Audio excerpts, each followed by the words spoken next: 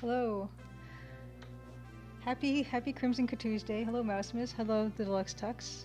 Um, yeah, Mousemas. I noticed. I think I saw on Twitter you were doing something adventure game related potentially. I can't remember. Blaholtzen, it's Crimson Tuesday. Happy Crimson Tuesday. Hello, Leandrinux. Welcome to stream. Hey Dan, good. I'm glad you're here, Dan, because this is gonna be a short one. Um, yes, Mousemas was trying to run the Crimson Diamond under Scum VM. It sort of works. It sort of works. I'm sure there's a story behind all that. Asen Rex, hello, all good to see you. Welcome to stream. Yeah, awesome. Thank you, Dan. Yeah, let me know when you're ready, because like I said, it's going to be a short one for me with my pre-stream. I don't have a lot to talk about today. Yeah, but I'll get into that. Next game has to start with a C to keep the theme running, Deluxe Tux says. Cosmic Void 3, hey, good to see you as well. Your game's looking really cool. Like, I did retweet the tweet you sent out today for your game, and it's looking awesome. But yeah, so just to get started, so this week is a pre-stream to Dan the Band's stream today. But before we get to him, which we'll get to in about hopefully 15 minutes if Dan gets ready in good time. But yeah, so welcome to stream. I am Julia Minamata. I'm the solo indie game developer behind the Crimson Diamond, which is a text parser mystery adventure game set in Canada. And we will roll the trailer. Judith Butler's Lover, I saw that you're here, and I know you like to see the trailer, so we will roll it in good time.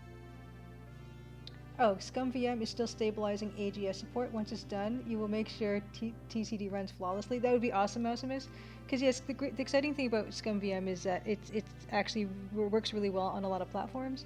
So if the Crimson Diamond can get working on ScumVM, that means the Crimson Diamond can get working on a bunch of different platforms, and that's really, really cool. So thank you, I appreciate it.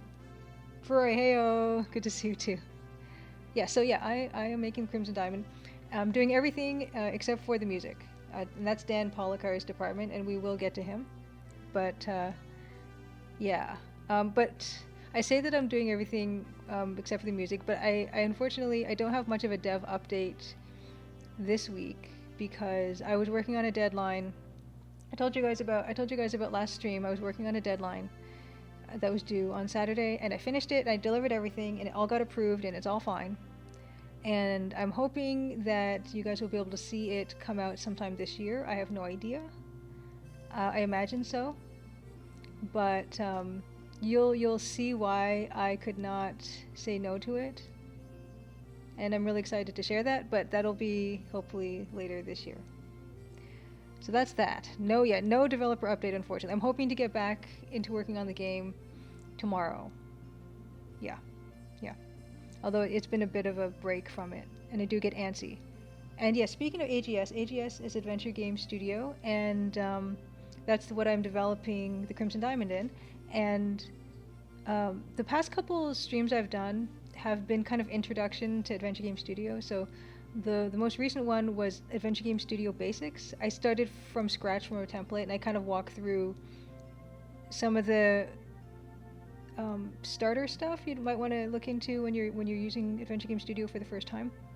And the stream before that, not exactly the stream before that, but a couple streams ago, I also showed how to use the text parser feature in Adventure Game Studio because it is built in. And for anyone who wants to make text parser adventure games, Adventure Game Studio is actually a really good tool to do it, and I recommend and encourage anyone to do so. Oh, for the organ trading game or a different one. This is a different project.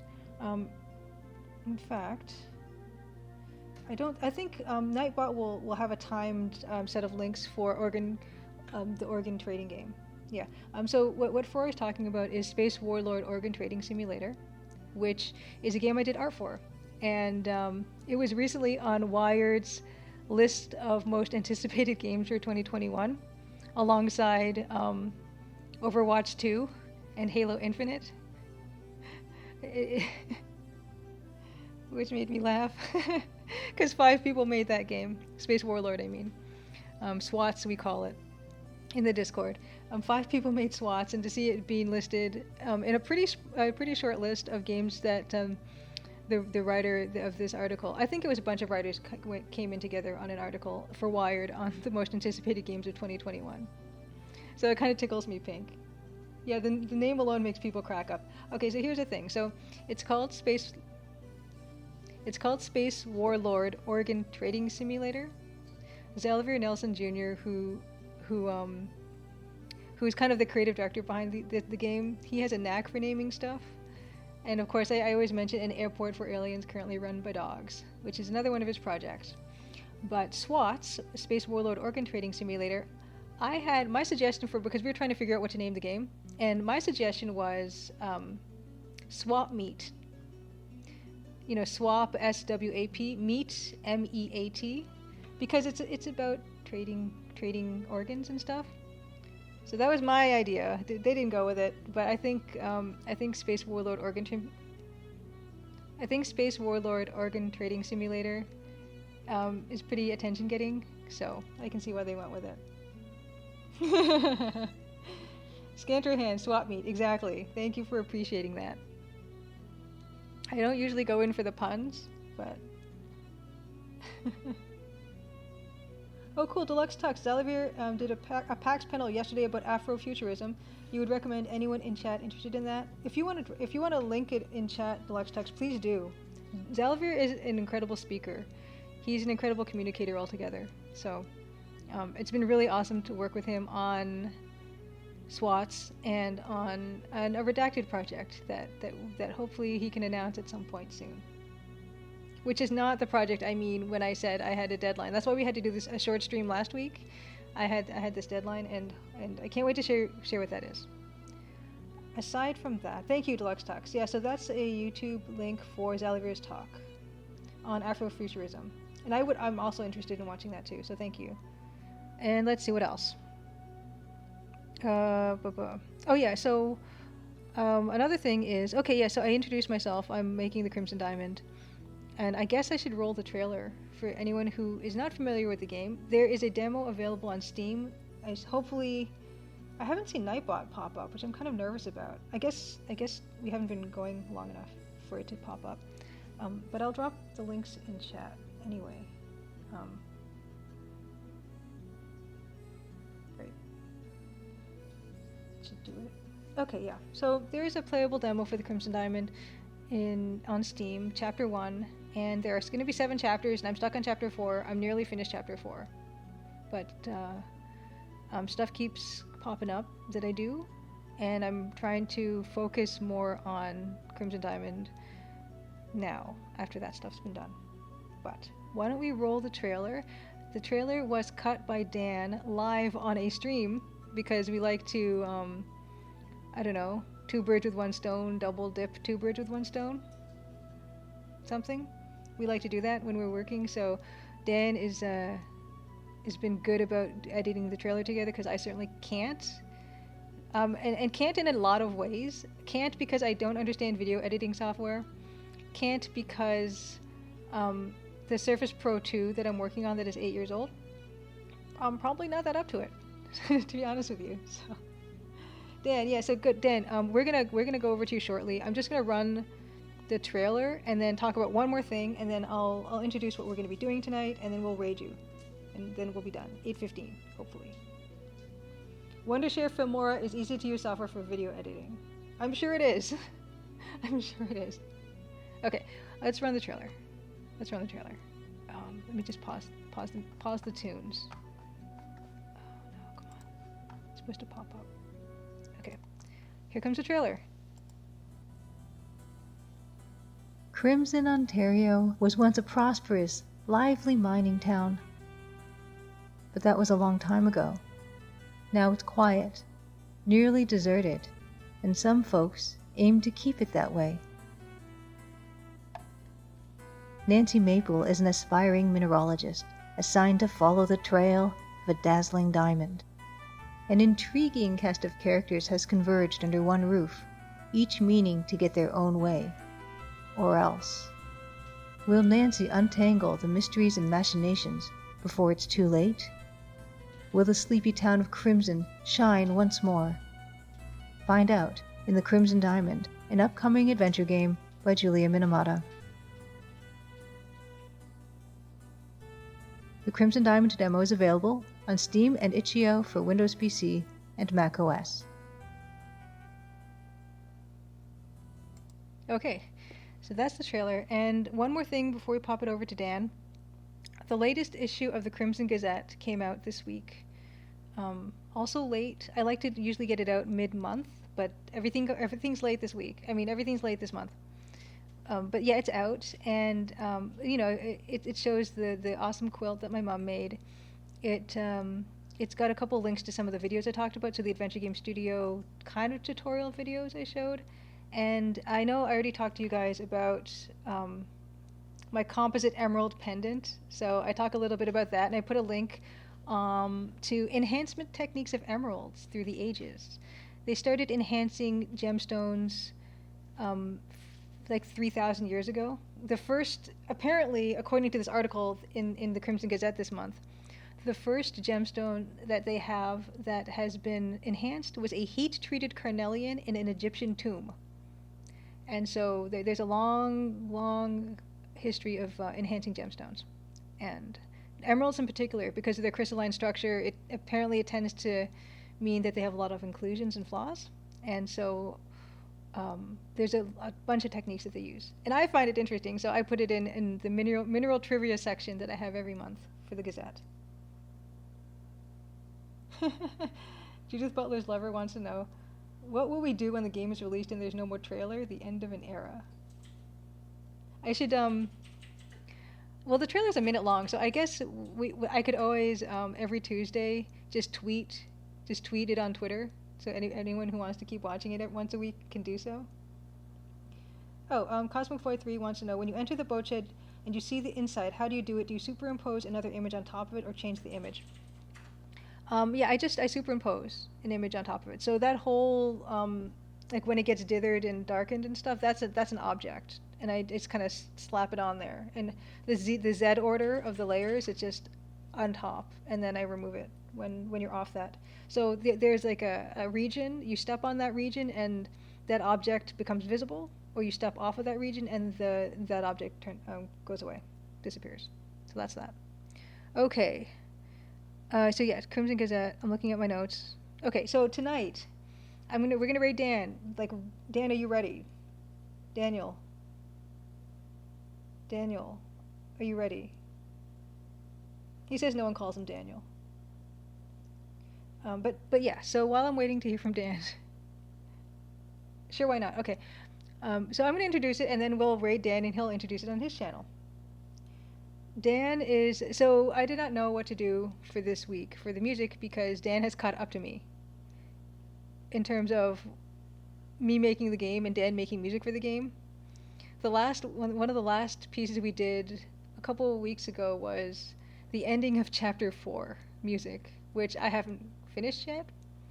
And then the one after that we did was this beautiful debriefing music that is like at the end of the game that I'm nowhere near getting to. But tonight, this was Dan's idea, and it's a very good idea, so I probably owe Dan another Coke Zero, or whatever he likes. Jim plays games, Crimson Catoos, yay! Hello, good to see you. Yeah, we're just about to raid Dan, but I was about to say, tonight, we're going to go over all the music that we've been composing live on stream with you guys. So this is really good because, first of all, I get to sort of remember and be reminded of everything that we've composed live on chat. It gives a chance for people who maybe haven't seen all of the stuff Dan and I have been streaming music-wise. You can kind of get, hopefully, an overview of all the music that Dan has composed up to this point for the game. So I think that'd be really cool and helpful. And that's what we're definitely going to go to. Dan, are you live? Hold on, let me check. Yeah, I said I do 15. Here we are. Yeah, I think it's going to be super handy. Maybe we can adjust some stuff, or I hope he's named things really well because I don't know if I'll remember what everything is for. Dan. Okay, Dan is live. Dan is live. It doesn't say the right thing right now. It says he's Oh, he is composing. Okay. Sweet. Okay. Daniel is live now, so we're going to raid Dan. And then hopefully we'll remember all the things that we have done so far. Dan, the band, music.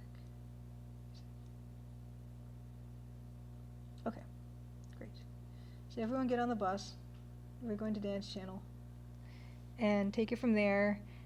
I'm really looking forward to just hearing all the stuff that Dan's done so far that isn't in the demo. So this is stuff that you won't hear otherwise. That's kind of exciting.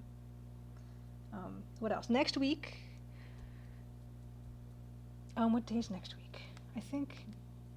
Just let me check something. I think next week should be an art stream. Next week should be an art stream. So that, or yeah, maybe I'll show some more Adventure Game Studio, potentially. Maybe a bit of both. That's the plan. Oh, Anna CGG, thank you for subscribing. 5 months, holy cow. Holy cow. Thank you so much. I appreciate it. Anna CGG is part of the Classic Gamers Guild podcast. She's the co-host with Rick and Paul. And yes, you made it just in time to get on the bus. And the CGG podcast is really good. They have a lot of really good interviews. They interviewed Ken and Roberta Williams fairly recently, which is kind of amazing. And a bunch of other cool people. Slat Studio, you're just in time too to get on the bus. We're heading over to Dan's channel. All right, later. See you there.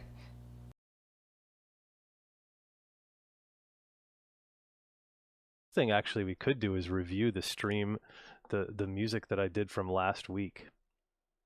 I don't know if you're interested in hearing it, because I didn't do any Crimson Diamond music. I did like some streamer trailer music, which you did not get to see or hear about, right? No, I did not. Okay. Thank you, Sammy. Sammy, the artist formerly known as Sammy Buckets, has put in the link to the Crimson Diamond Chapter 1 demo. Is the Chapter 1 the demo, or is that the free-to-play? I think that's the free-to-play. That's the free-to-play. I mean, it's basically the same, so it doesn't really matter too much. Either way. Yeah. Either way, it's the same thing. So you can put it on there. Does the game have a trailer we can watch to get a taste of it?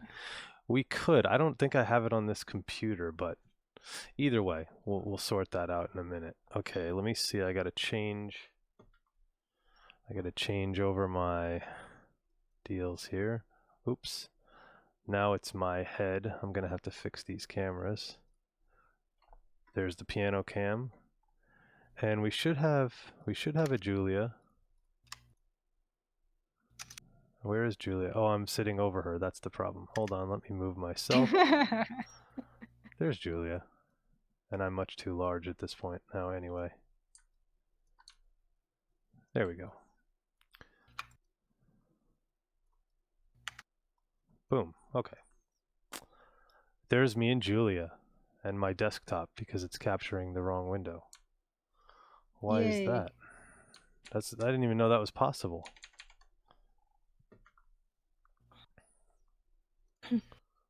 Because it's capturing display 2. Hold on. Let's change this. Let's fix this. Duplicate these displays. Keep changes, and boom, there's Pro Tools. All right, sweet.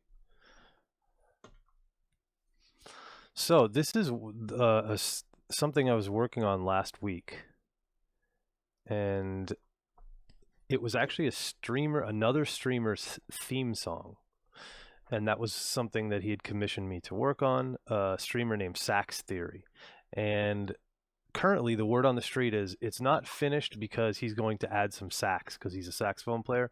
So he's going to add some sax to it, and I'm going to figure out where to put it in.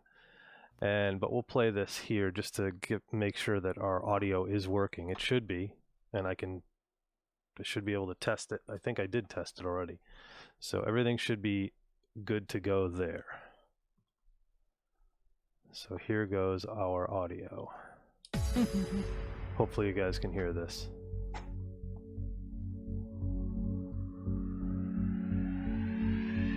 I can't hear it. We can. So is that going to be the same thing for when we're playing the Crimson Diamond music? Hopefully not. Hopefully not.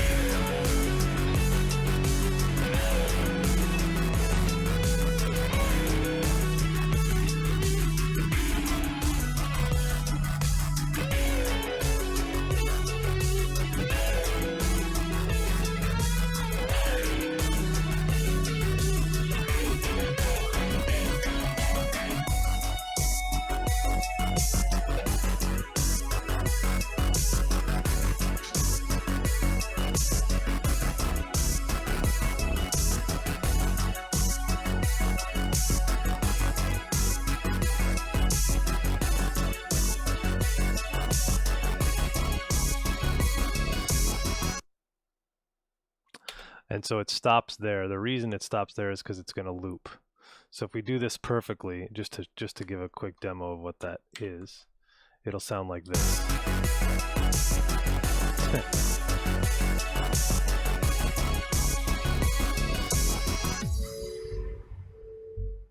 And then that's the beginning again. So it'll start right over.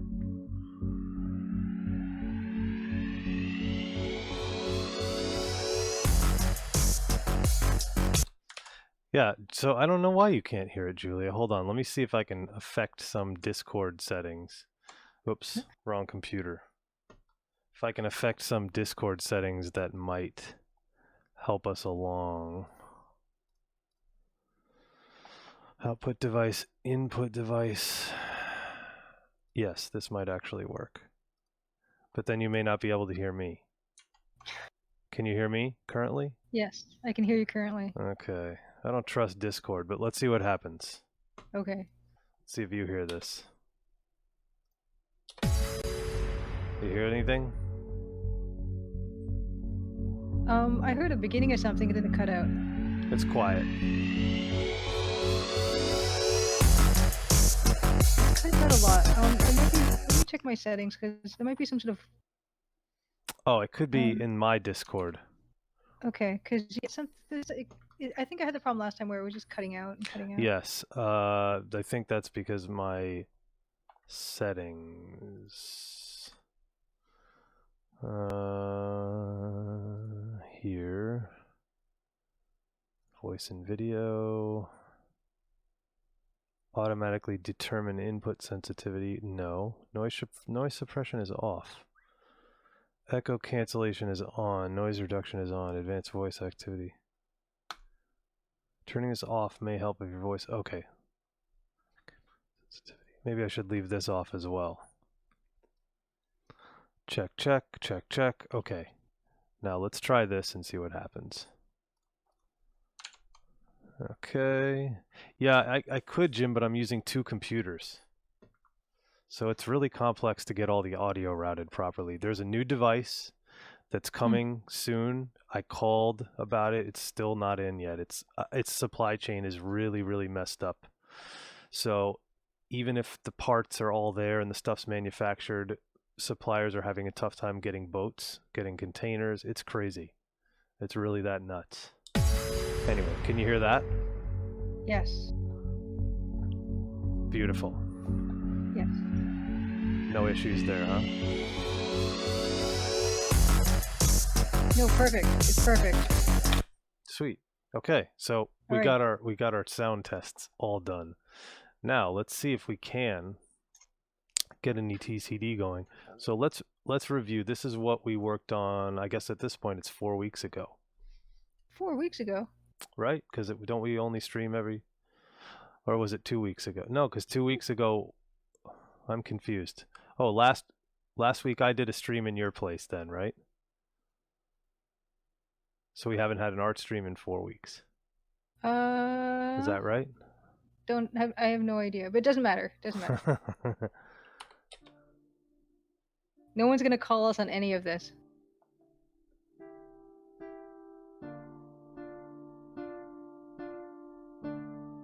Can you hear this?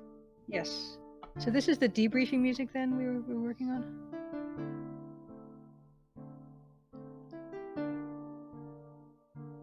It keeps cutting out. Why is it keep cutting out?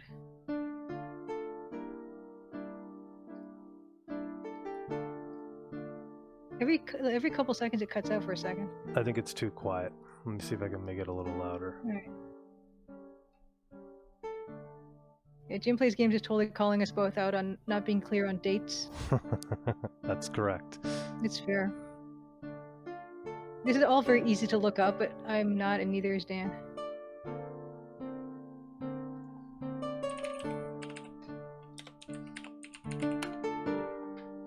What? Not on the web. I don't know why it keeps cutting. I think we had the same problem before. It's too quiet.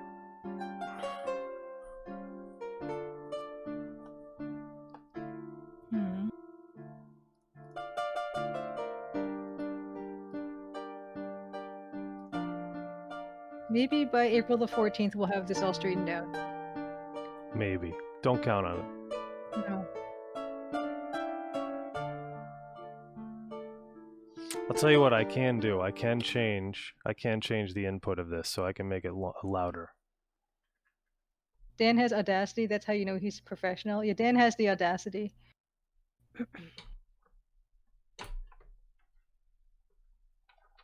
Mousemith says we're definitely hearing murder mystery vibes. Sherlock Poirot.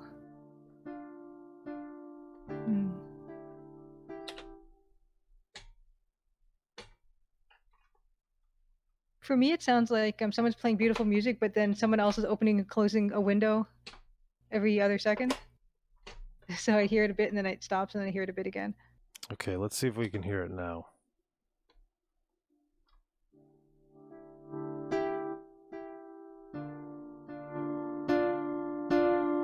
It's better. It's much better. Okay, good. Yeah.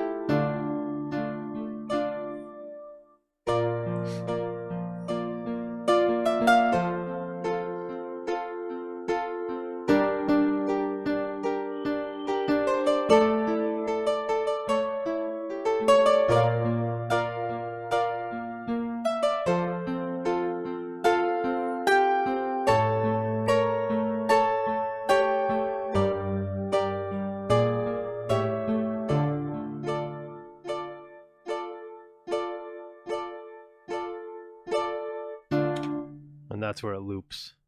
Sweet. I love it. And what I'd love to do, though, is clean it up.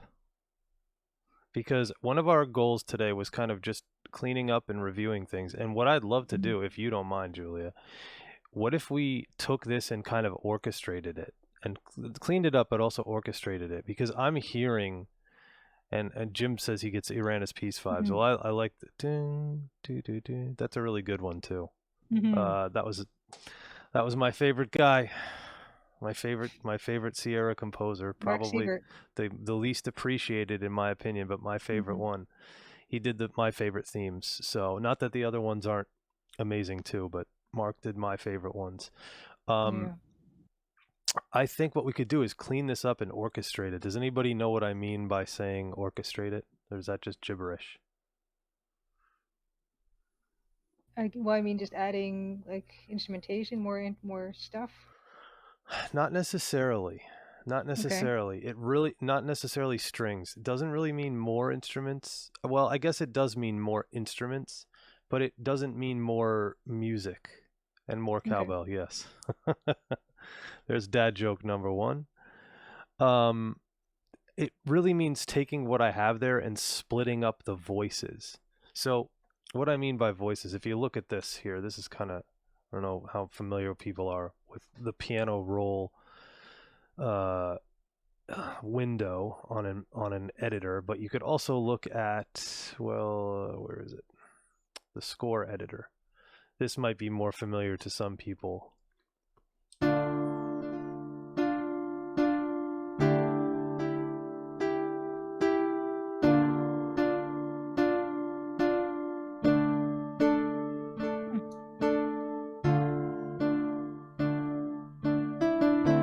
guess it doesn't scroll with me. I have to scroll. Like There's probably an auto scroll function feature in here somewhere. Mirrored MIDI editing, double bar line. Trim tool, zoomer tool. And yeah, this was the piece that I was talking about on my stream about how it kind of comes near the end of the game. We called it the debriefing music because it's kind of music where the adventure's over and you're kind of getting your test of knowledge to see how much you've understood or solved and things like that. Which does happen at the end of Dagger of Amon-Ra. It does happen at the end of the Colonel's Bequest. And also we kind of took as one of our inspirations the StarCon aptitude test from Space Quest 5. Doesn't it also happen at the... Oh, you mean the music? Yes. Yeah. And I was going to say, doesn't that kind of thing... But you're talking about the debrief thing happens... If you've ever played Lamplight City, that debrief happens at the end of each case. And that game is a series of different cases that you solve. Sometimes correctly, sometimes incorrectly, depending on how well you do. But that game you can actually finish without doing any of the cases correct if you want to. If you want to. If you want to. I haven't done that, but I think I got to do a playthrough where I just totally screw up the entire game. But anyway, what I mean by... So this is a great view, in fact, because do you see all these other staves? Each one of these is a set of staffs. This is a staff here. If you can see my mouse, that's a staff, that's a staff, that's a staff. Well, some of it's been covered by your piano view, so you might, I don't know, if you might want to move the window over. Well, it doesn't really matter. Right, It's the same thing. It's just the same thing over and over, and there's a bunch of rests. So, and title, because I don't have a title apparently. Let's title it. Debrief. Let's composer it. There, I put my full name for you. Thank you. Okay, so anyway, what this is showing is everything is on a set of what you'd call a grand staff. And the grand staff usually is used for piano players, whereas if you're playing bass, you just use the bass clef most of the time. If you're playing violin, you mostly use the treble clef most of the time. And there's other clefs that you would use in staves. I don't want to get too heavy on music theory, but what you're going to do is you're going to spread each of these notes out to different instruments. So this is an F right here. This F is going to go somewhere else. This is a D right here. This D is going to go somewhere else. And this is an A right here. This is going to go somewhere else. And so we're going to spread it amongst the instruments like a small orchestra. It's not going to be orchestra piece necessarily because I don't think it's that kind of song, but kind of like in the theme song, you'll hear things like that. The grand staff is the staff of a wizard and his big shiny thing on the end. Yes. Let's see here.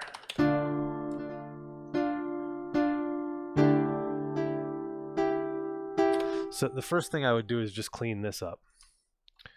Like you can see here on this piano roll, the vertical up and down represents the pitch that I'm using, and the horizontal represents the duration. So I just fixed that note.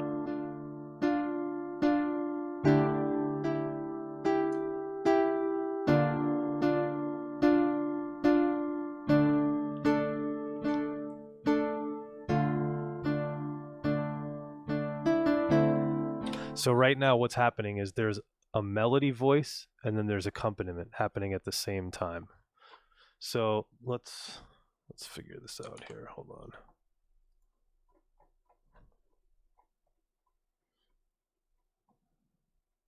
Oh, I can't hear that.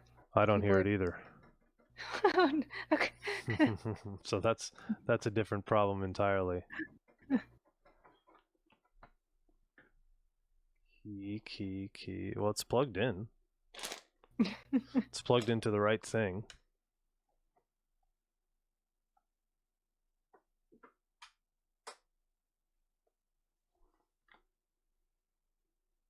Okay, let's see if it works now. Oh, you know what? No, I should have an instrument there. We should be hearing something. Oh, dear Lord, man, I may have to reset Pro Tools. Let's do that. But anyway, the idea, yeah, this is the audio confoundment. Man, it's so difficult to do this. Like, I don't know. It's just very difficult to stream. There's just not the medium is not there yet. Like, they haven't figured this out. There's not hardware that goes along with it quite yet. At least not for us music guys. There is some for the people who are just playing games, which is pretty much what the platform was designed for, I think. Okay, there, we should be getting sound now. Not hearing it? Yeah, I saw that. I didn't hear it either. Oh boy. Oh, you know why? Why? There we go.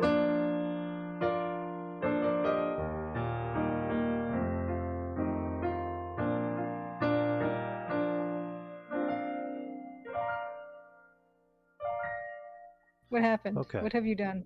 Nothing. Now. Okay. There we go.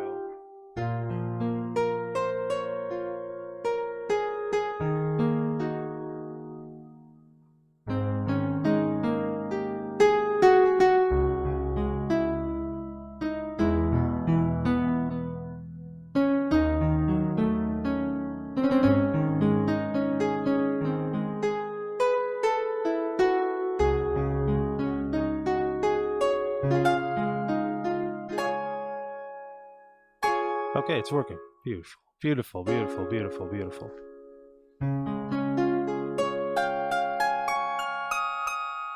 For the benefit of our viewers, how did you perform the miracle? I restarted Pro Tools. Right. Pro Tools is really temperamental with this stuff. It just is. I don't know what else to say. There's just no good way to do it. So what I want to do now is I want to start breaking this into instruments. So I want to get a couple of more instruments going on. Firstly, I need to make sure that I have this. So this is instrument 59 on channel 4. What I'd like to do is change this to channel 2 and make sure I'm still on instrument 59. Okay, cool. So that's kind of like a harp guitar kind of sound. Harp guitar. And that works. 59, I don't know. Somebody can Google what patch 59 is on the MT32. Let's see. Does this tell me on the actual unit? Patch 59 is guitar 1. Yeah. It does tell me on the actual unit, which is nice. So, next I want to get a different sound. So I need to change this to MIDI Sport channel 3. Okay, I don't want that sound. No.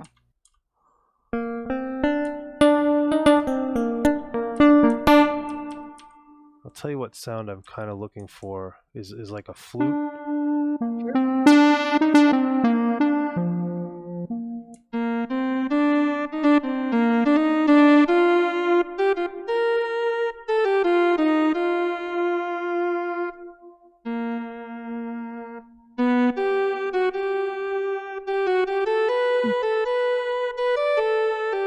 It's so good. So that's probably the sound I used. I'm almost certain that that's the sound I used for that. We could use it here, but maybe we won't. I want to get some kind of flute. I'm looking at the MT32. I wish I had an MT32 cam.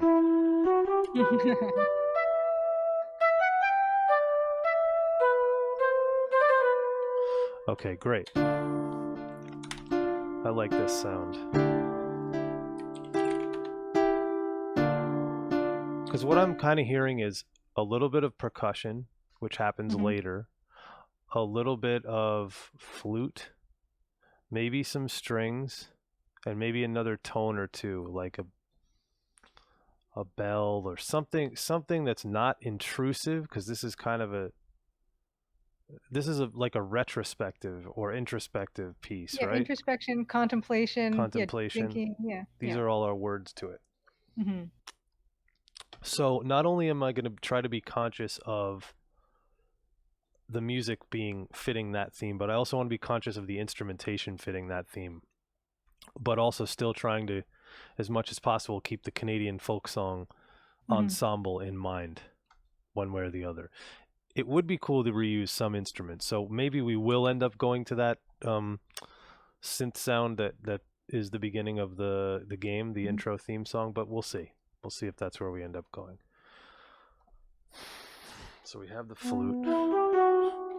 What we're going to do is split this. We're going to double this. We're going to copy it and delete everything that's not part of our melody. Dan, do you know about Droid Cam that allows you to use an old Android phone as a webcam? I do not, but I don't have an Android phone. Oh, okay. I have a couple of old iPhones, and there's an Epic Cam by Elgato, I think, that I may be able to use. Why, you want another cam? No, just Bill Kuhn mentioned. Bill Kuhn wants the MT32 cam. Which I you know what, Bill Kuhn, if I was you, I'd want the damn MT32 cam too. What kind of cheap streamers are these guys?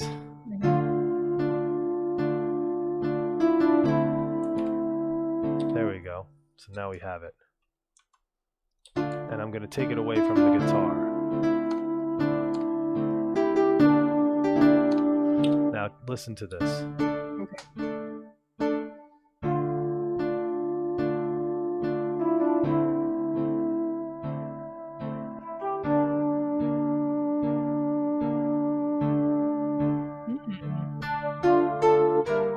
And then I got to fix the rest of this. But that's basically just giving us the melody on flute instead of guitar. So that's a nice little thing we can do here to give us some variation here.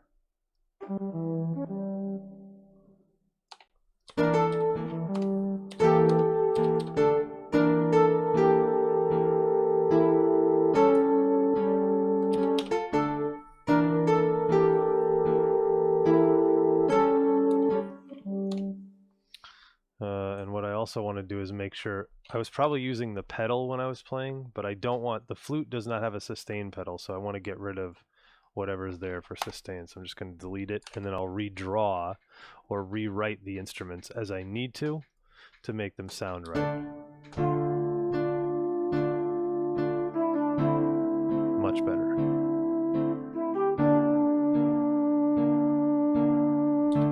And then I'll probably cut that note off there. Thanks, Blaholton.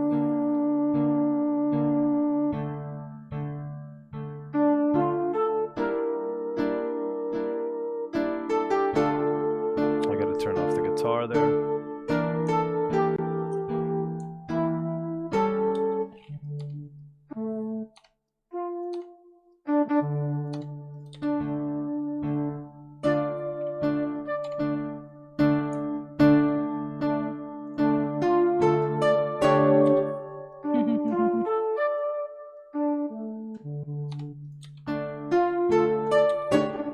So mysterious. Yeah, I like it. I'd love to analyze what chord that is right there. That's a weird chord. Really That's not tonal.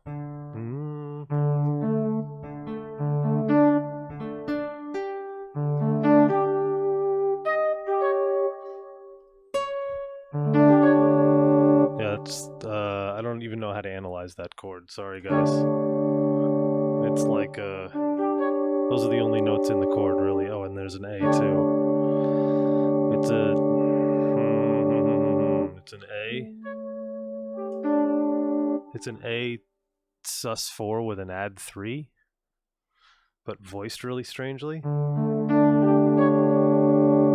It's bizarre. Anyway.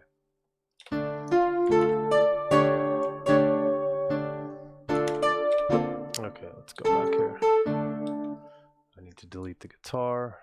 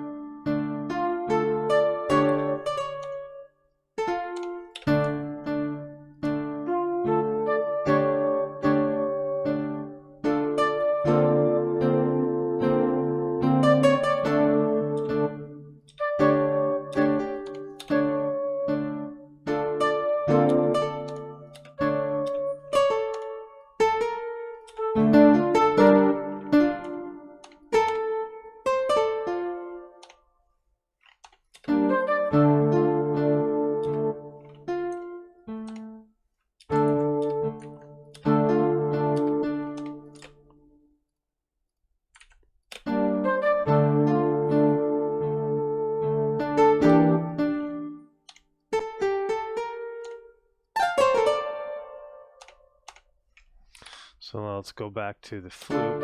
So we're going to take out some of this extra stuff.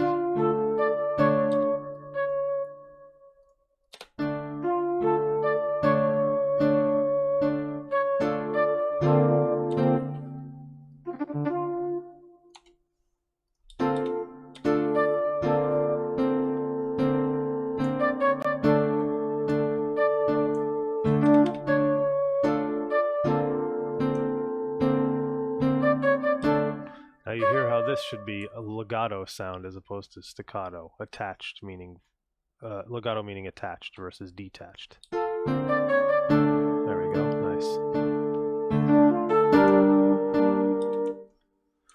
Well, we're still using the same amount of notes.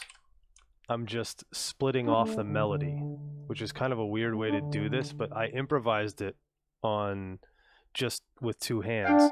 So had I written this in, I wouldn't have necessarily had to do that, but since I improvised it, I had to do it this way because this is the only way to really be able to get all these notes split up like this.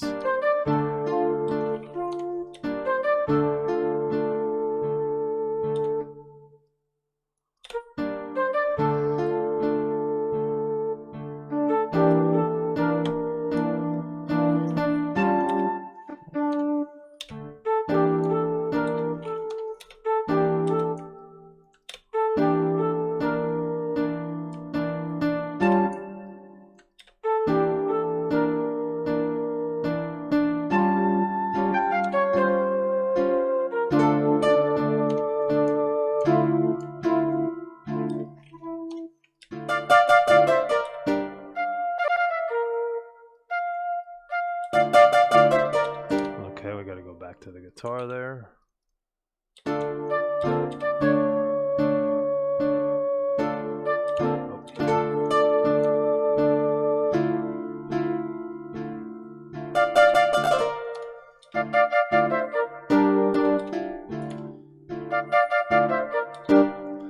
Now here, sometimes when you do thirds,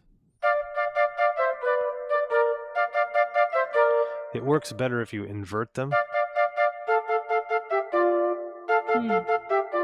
They're not. This isn't a proper inversion, but I'm just inverting the chord, sort of.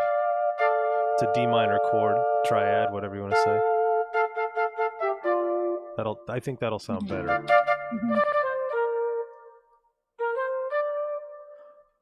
Yeah, I agree.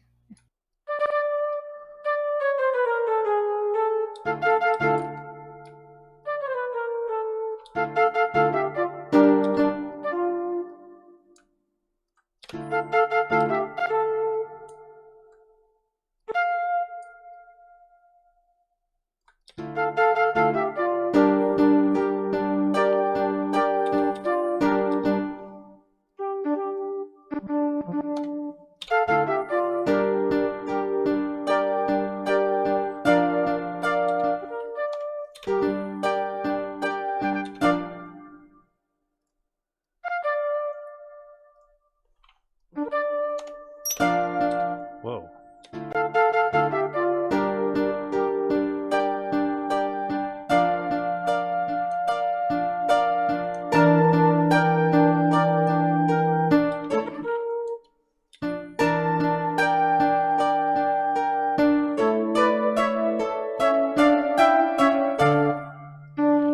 So yeah, I think we could even get a bass going in here at some point, but let's fix all of this up and then we'll go from there.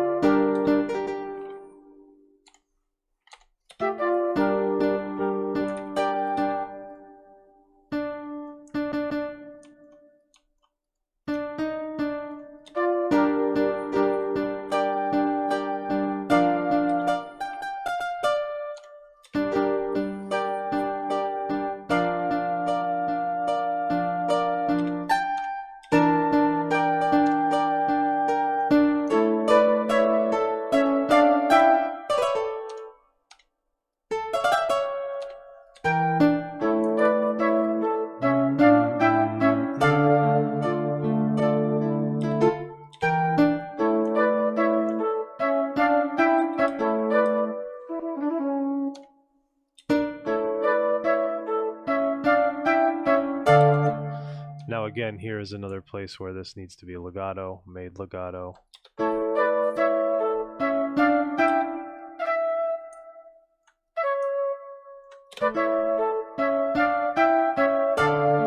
Now these are techniques sometimes that aren't actually possible on the instrument you're playing. So like this stuff may or may not fly on the piano.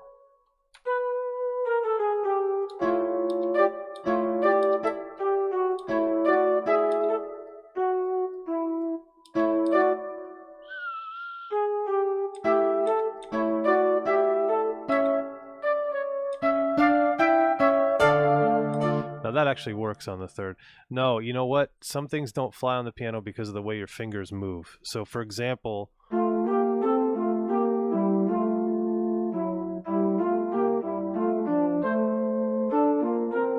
you can do all kinds of legato stuff, but once you have to do two hands, things become impossible that on an orchestra are totally possible. So you might have in an orchestra, you might have B flat here, B flat here, B flat here, B flat here.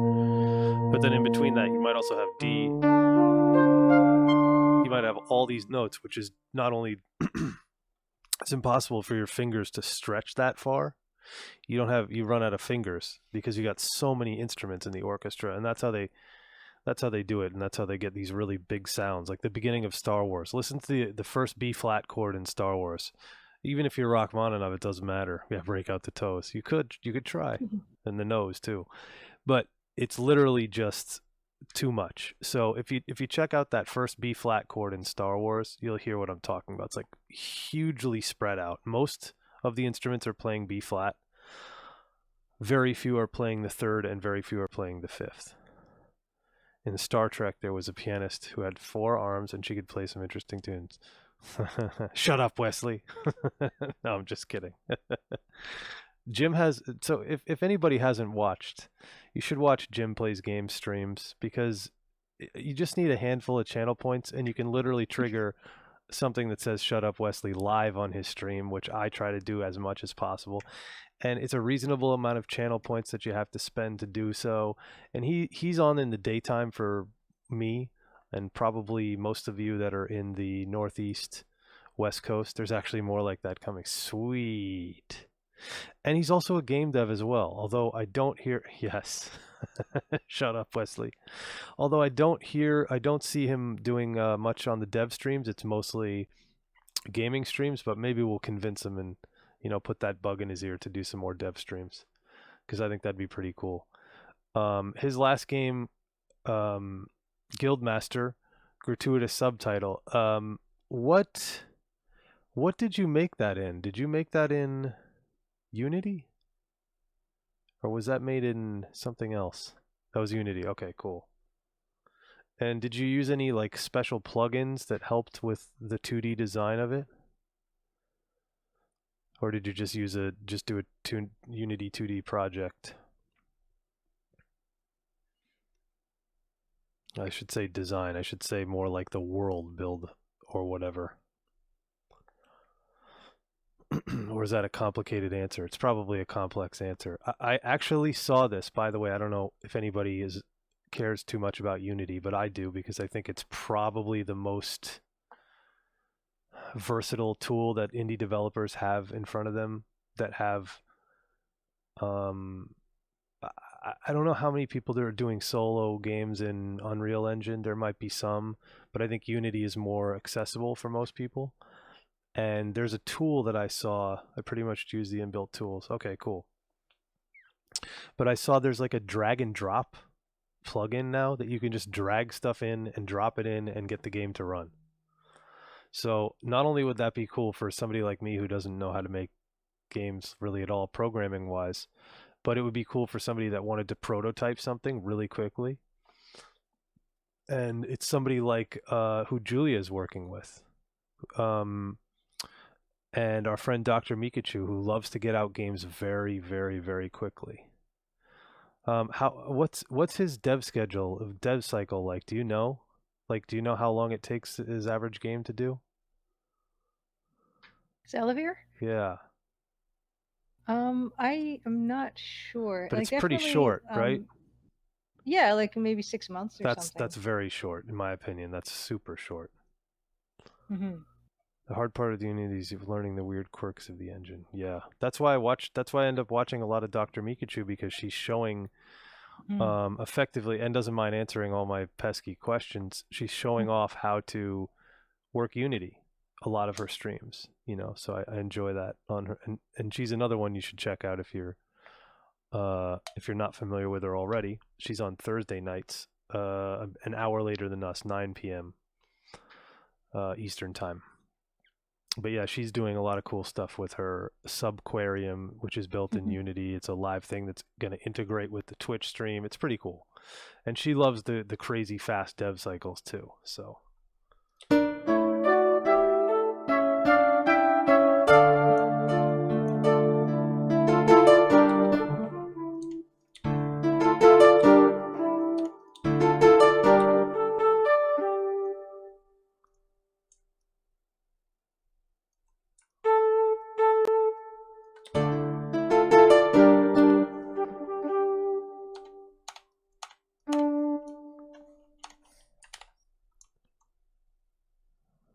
okay.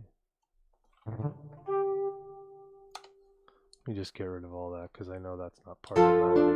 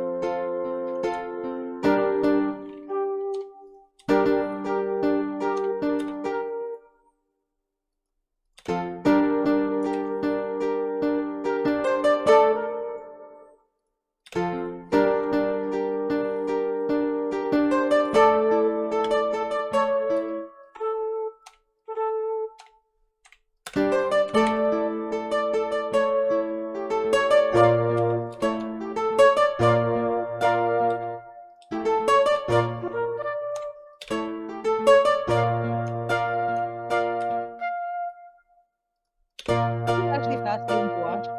Is it? Yeah. Is that why nobody's talking? Yeah, I think so. I mean, that's why I'm not talking, because I'm watching the little white line sweeping across from left to right, and you're like it's like you're I don't know. I see you like moving stuff around ahead of that line and then having to catch up and then moving it back, and I don't know. It's like painting or something. Yeah, it's I don't know what I'm trying to come up with a metaphor for it.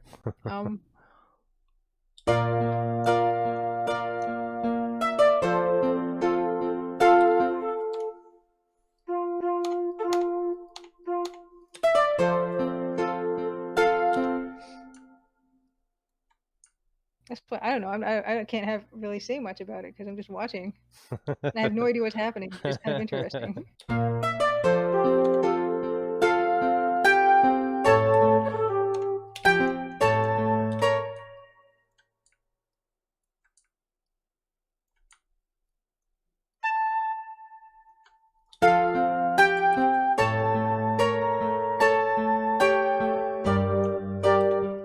Yeah, I know. Slayer T, what's up? I know I need that Stream Deck, and I have it.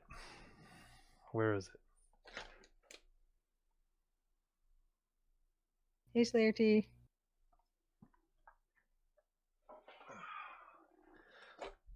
No, this is not a show-off piece. This is not part of the show and tell, but I do have this.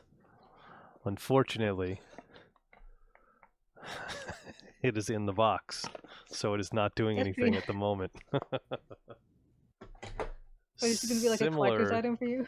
Similar to this, whoops, which is another webcam that I can use, but I don't really know where I'm going to put it just yet. And by the way, you guys should all check out Slayer T. He made affiliate really, really fast. He made affiliate in like 3 weeks, I think, and he's been streaming.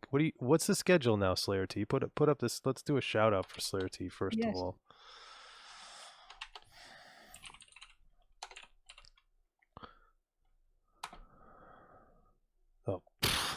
Oh my goodness. I can't do this. Just relax. There it is.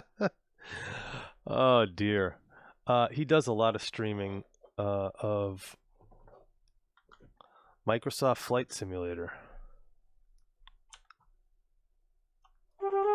and Sirius Flight Sim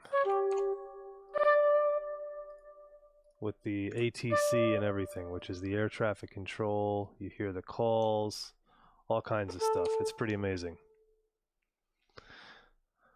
Yeah, you could have done it. I forgot because you're a mod.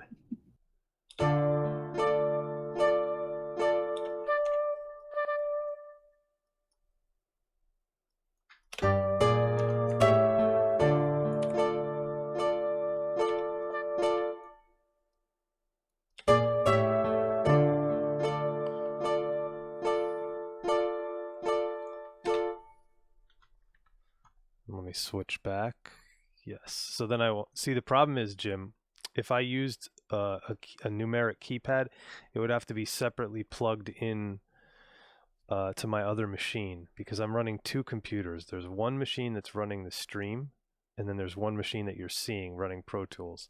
So the Pro Tools is being captured sort of similar to a game, except I route the audio differently, because I need to get the 2 channels from Pro Tools, which is a stereo output, and I also need to get the 2 channels from the MT32. So that's 4 channels that have to be mixed. And if you include my microphone, that's a 5th channel. So 5 audio channels have to be mixed, sent to 2 channels of the input of the streaming machine and onto the stream. It's really a headache. If it sounds like a headache to you, it's because it's a headache that's been the antithesis of my existence for quite some time now.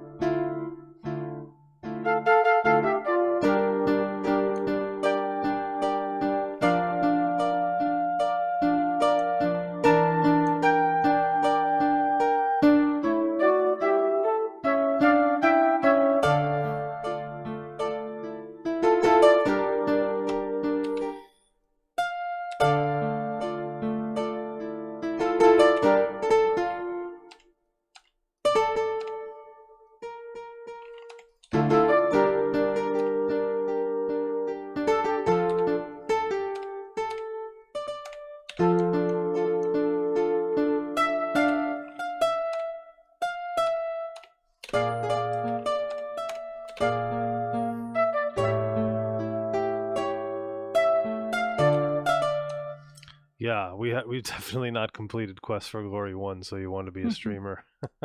I like that one.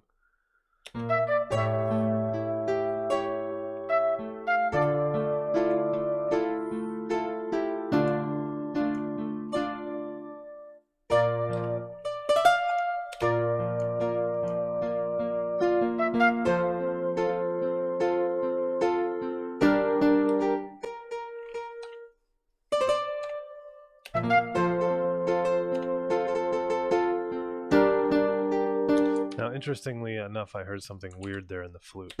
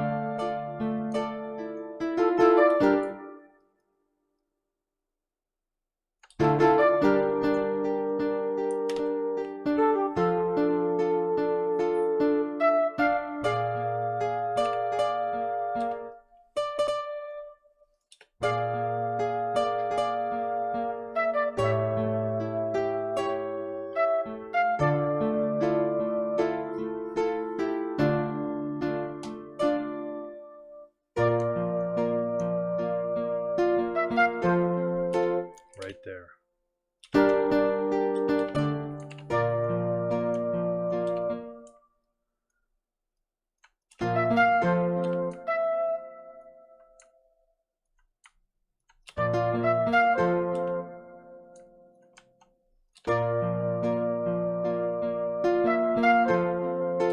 Whoa, no.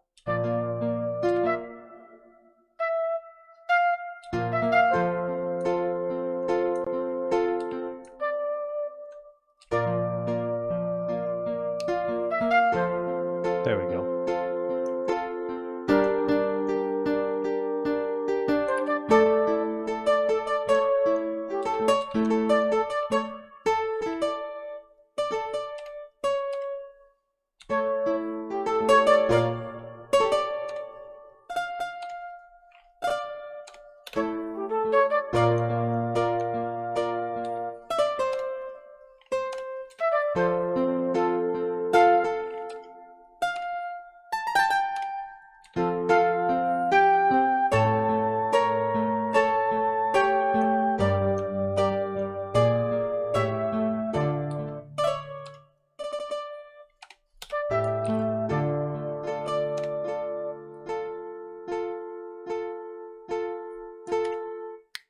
And then boom.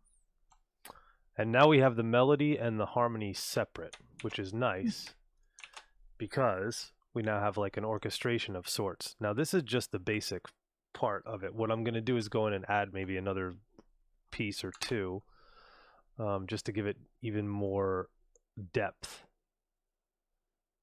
Because what it'll do is it's just going to make this piece sound more full and more finished and polished, like it belongs in the game. You know what I mean? Whoops.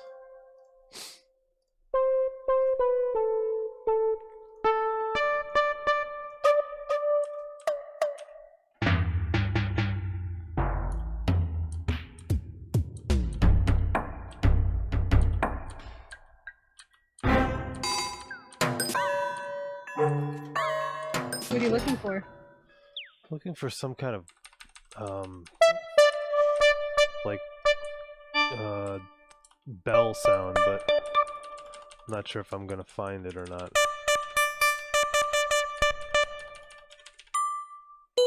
That might have to be what I need. Mm-hmm.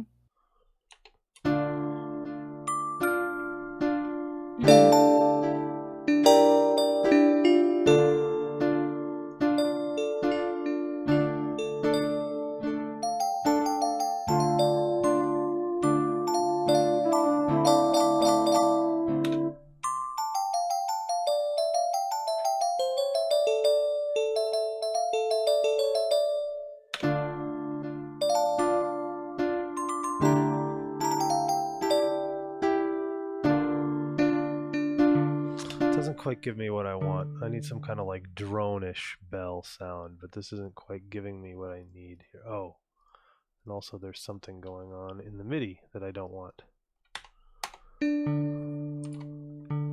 because it's kind of weak in the low end. I'm thinking of some kind of It's not bad.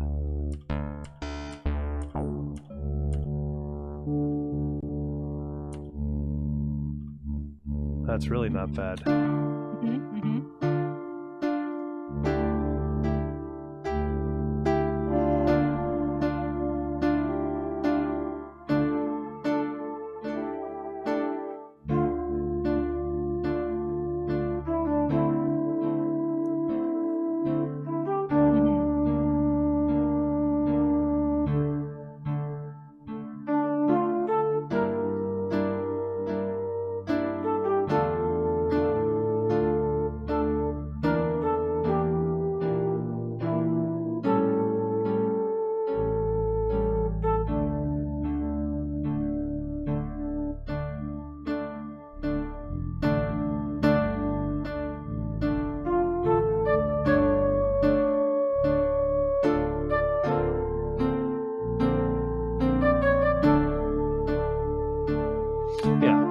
So something along those lines. I'll just figure out what the notes are and then I'll correct it to what I want it to be.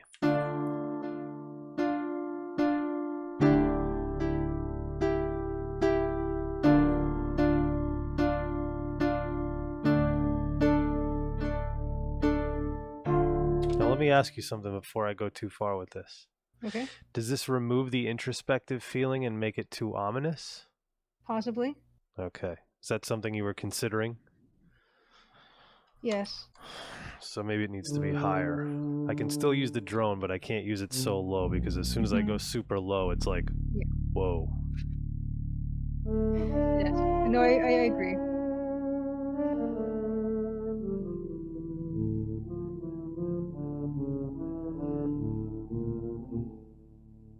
You know, that kind of thing that's not the sound we're going for at this point in the game anyway. Might not be completely out of the question to have something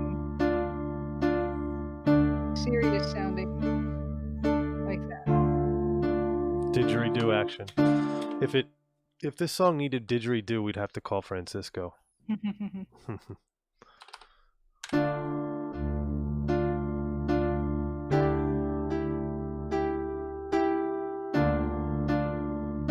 Needs a kazoo.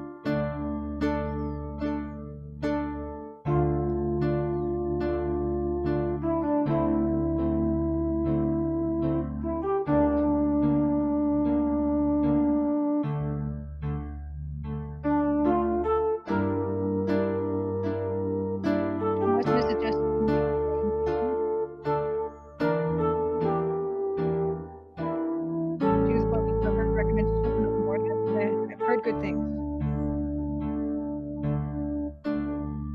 It's really cool. What is it? Is it a I think I have it on my Xbox Game Pass. It's kind of it's like an action RPG. It's like a generational roguelike action RPG or something. Interesting. That sounds complex. Speaking of weird different games that I did not think I would like, I played a game by Dr. Mikachu that she is working on. It's currently in development, also free. Pretty Smart Games. The game is called Message Me Uni, and it's really I guess you could call it a visual novel, interactive fiction kind of thing. And it's pretty early in development still, but you can play the demo, which is on itch.io, and it's probably meant for teenagers, but I enjoyed it still. I played it and I was like, wow, I can actually relate to this. Why can I relate to this story of 4 female roommates that are kids chasing boys? Why do I relate to this? I never did any of that. It's good writing then, isn't it? I think so, because I remember accidentally reading the Twilight book, the very first one. Accidentally reading the Twilight book. Well, yes, like I thought pages I don't know if I finished it, but I read a good portion of it at the airport one day, and I was like, "Wait, what the hell is this? This is for kids." I thought it was going to be like more like True. What was that show? True Blood. True Blood. Yeah, and it definitely wasn't. It was more kiddie than that. True Blood's a little kiddie too, but there's a lot of gore and violence and sexual activity that's not probably present in Twilight as much. But I really enjoyed Message Me Uni. Not to get off track, but that was a game that I enjoyed. It's very short. The whole playthrough, I think, when the full version is done, it's only designed to be like 30 or 40 minutes. So it's not, unless you're playing it on stream and you're the, who was the streamer that played your game for like hours and was only supposed to play for 20 minutes? Ask Alice. Ask Alice, yeah. Yeah, she's awesome. Yeah, so she's like, oh yeah, I'm just going to play this for 20 minutes, and then 3 hours later in her stream and she's still going. So Yes. it was that kind of experience. Like you could play that Yeah. game longer. And I was just concentrating on, why did I enjoy this story so much? And I just did. So I don't know. There's nothing more enjoyable, I think, than coming across maybe a genre or a game subject that you wouldn't think you'd be interested in, but then ending up really interested in it. I mean, I don't know if I would go out of my way to play a lot of these type of games, but if Pretty Smart Games did more stuff like this, then I would go out of my way to play it. Awesome. So it is a free game on itch.io. You can donate as well, which helps their dev costs, because I know 100% of the money that goes into those games is going right back into making more games. They are a serious small team over there in the Pacific Northwest. It's called Message Me Uni. You think you could find a link to that on itch.io? Yeah, I will. Yes, Yeah, I thank can you. do that. It's interesting. It's very interesting. Very relevant, socially relevant at least, considering there's like a version of Instagram and stuff like that. But anyway, I digress. I'm sure Miko will not be upset that we were speaking about her game on our stream. No spoilers. Just that Not I at all. enjoyed it. That's the only spoiler.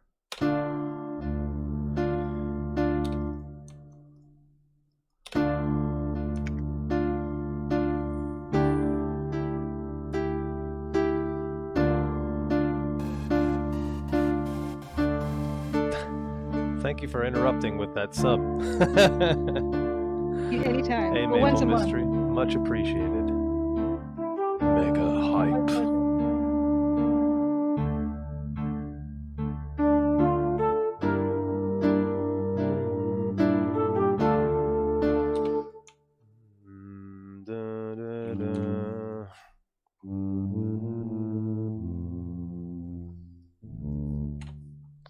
Now here's where I'm going to stray from what we've done. I'm going to add in melody in the bass part because I'm a maniac when it comes to hooks and melodies and things like that. And in a game where you have no dialogue, I get away with murder because I can do anything pretty much and not step on anybody's toes because you're reading and listening to music. That is essentially a text part and typing boiled way down. But this section is going to be mostly reading, right? Yes. Yeah. So.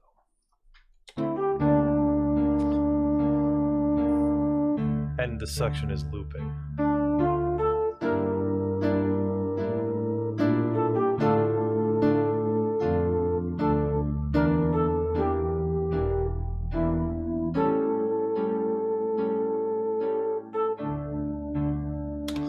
So I wish I would have recorded that because that was perfect. Oh well.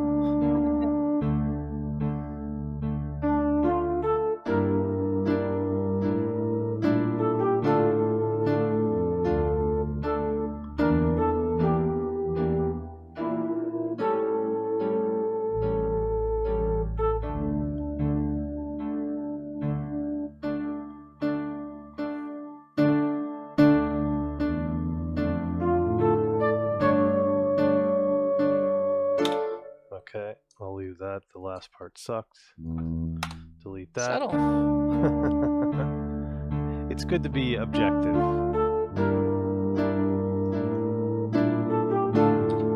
I don't like this. This is a slick note, but I don't like the way it sounds. I need to go back to the root.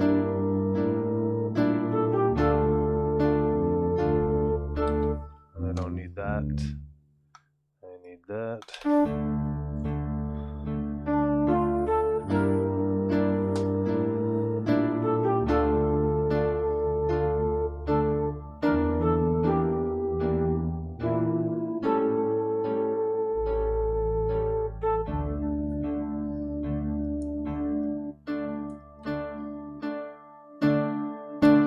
then we can go on from there, figure out where the bass picks up. But now we added this, officially we added a part. So this is our bass drone, I guess. We're going to finish up this part too. Mousimus had to think about that last comment for a second for fear of getting modded. Jamming with oneself, yes.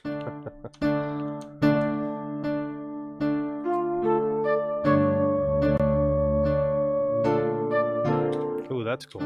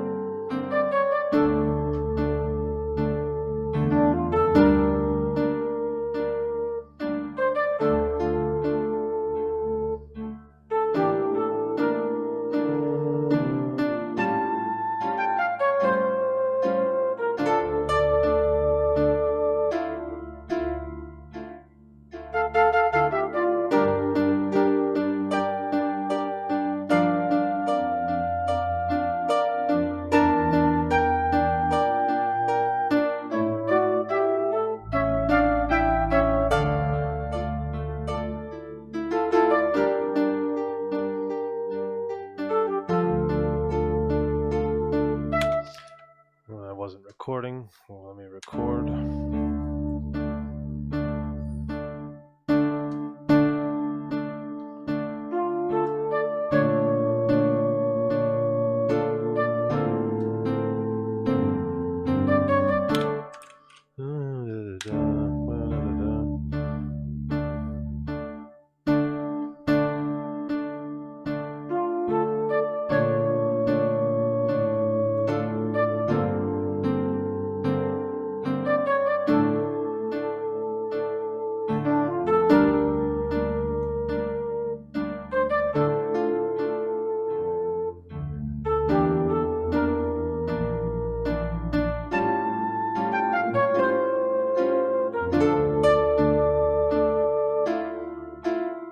Okay, I played a wrong note in there or two, so I'll go fix them. So interestingly enough, when I'm recording, for the music nuts in here, when I'm recording and I play wrong notes, I'll keep them if they're the right rhythms. So what I can do is keep the correct rhythm, and then I can just go back and fix the note. That's easier than playing. If you play the wrong rhythm, you got to do more work. But if you just play the wrong note, it's easy to just slide it into the right note in this situation.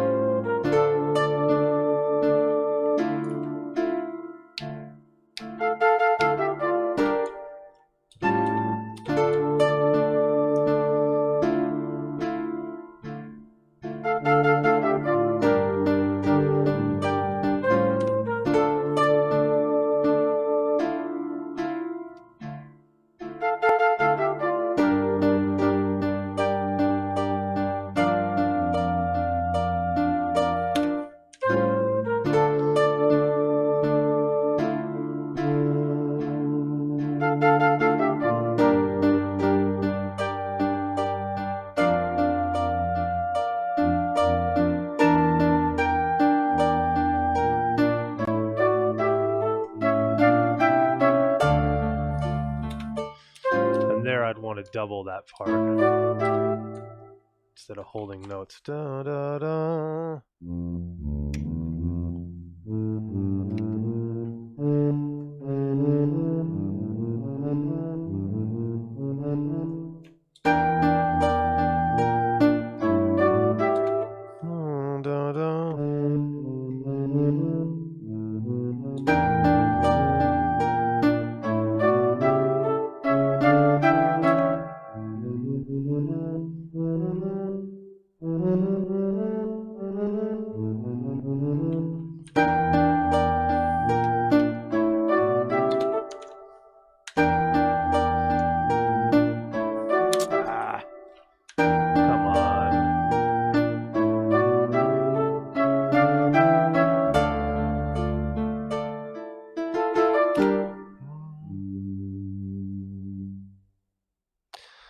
What did I miss here? Cheerier for the credits. Yeah, I don't think this would be a credit song, but if the credits were like 1,000 years long, which they aren't, then you could do something like that. But the credits list is relatively on the short side. You can see the credits list. I think it's correct, even in the demo. You can see the cast, the credit. The credits could have bloopers, dev art. Maybe in the bonus collector's edition or limited edition version of whatever we end up issuing on Sure. whatever platform we end up issuing on in total. There will be different ending song, probably music though, for different ending outcomes. Potential different outcomes. But I mean, like the closing of it, you still have something at the closing of it that would probably tie it all together no matter what, right? Oh, absolutely. Yeah. Producer, Julia, producer, designer, Julia, music, Dan. Yep, pretty much. Credits over. Thank you. See you later. No, there's a lot of testers. Yeah, so there's a lot of people credited for testing, and believe it or not, that might be the toughest / most important thing that goes on, because I think that's what takes most of Julia's time now is testing the game. Is that right? Yeah, that's the part that takes the most time, I would say, and also the part I can't do myself only, for sure. Right. It having tested a shipped game, I can tell you that no matter what you test, there will be more that the players will find, no matter what. Testing is a female dog. Oh, indeed it is.